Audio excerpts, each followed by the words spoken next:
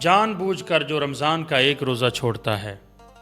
کیونکہ اللہ نے رخصت دی مسافر کو، مریض کو، اگر جو بندہ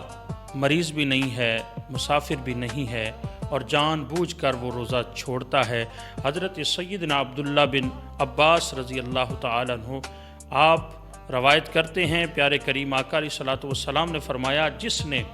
بغیر کسی شرعی عذر کے رمضان کا ایک روزہ چھوڑا،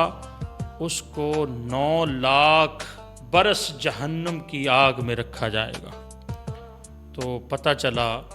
کہ جان بوجھ کر جو رمضان کا ایک روزہ چھوڑتا ہے، اس کو 9 لاکھ برس جہنم میں پھینک دیا جائے گا۔ تو اللہ تعالیٰ کی بارگاہ میں ہمیں دعا کرنی چاہیے کہ اللہ پاک